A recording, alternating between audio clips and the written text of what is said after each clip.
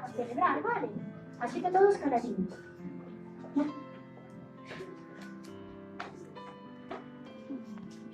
Bo día a todos. Bo día a todos.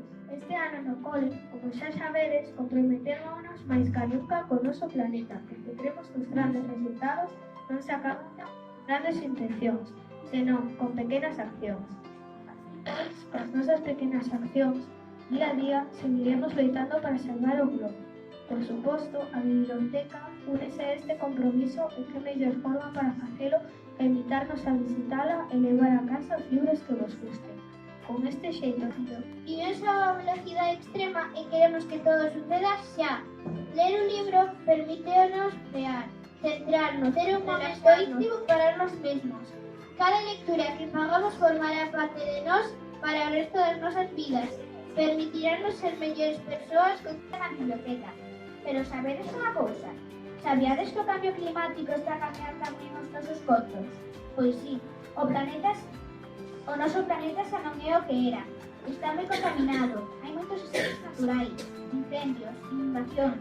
A temperatura global está subindo debido ao crecimento da Terra. Algo teremos que facer.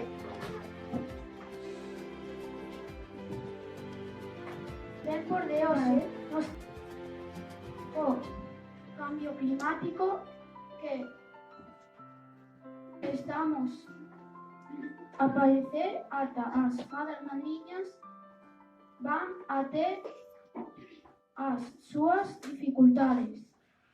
Estas Recibiu unha invitación. O rei da comarca do Xea organiza un baile. Vou coñecer ao príncipe. Debo prepararme. O reino pasaba por unha sequía terrible, pero máis terrible era como pedía Maruxa.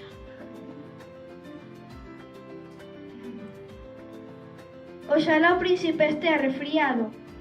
Maruxa procurou disimular co seu vestido, pero que facer co seu cabelo? Tata! É un peitado moderno, verdade? Maruxa intentou chamar a unha fada madriña a domicilio, pero entre os incendios e a talas dos bosques... Por aquí! Por aquí! Os ventos eran tan fortes que as fadas non se animaban a baixar. Está un pouco usada, pero aínda pode facer un par de truquiños. A ver, preciso unha cabasa para facer unha carruaxe. Será... Zipi, zape.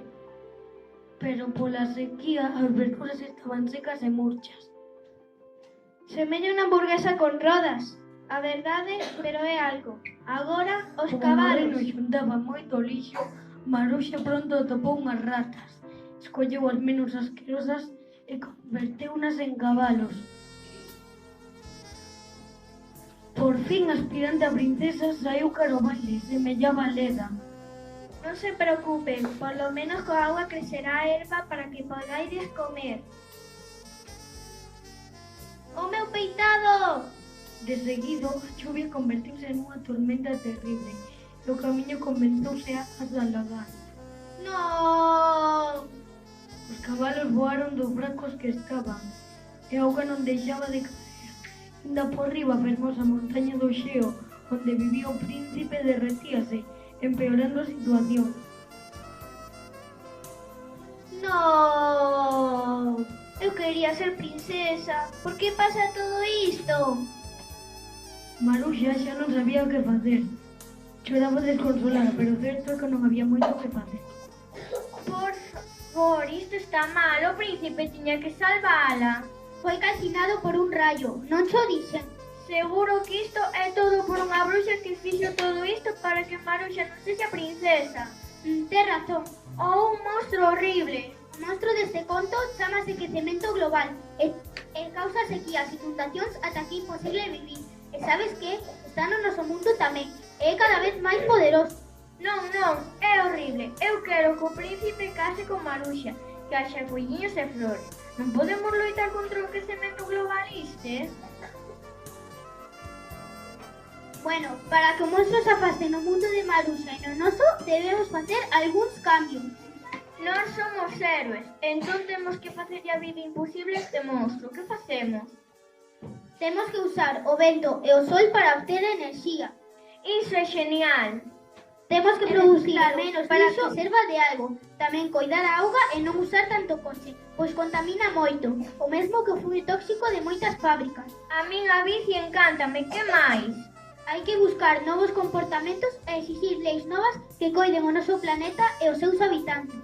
Entón, de verdade podemos salvar o mundo? Sí, soamente nós, os humanos, podemos xerar unha maxia tan poderosa que deteña o crecemento. Daste conta? Así imos coidar os ríos e os coelliños que tanto che gustan, para que haxa un final feliz para Maruxa e para todos nós.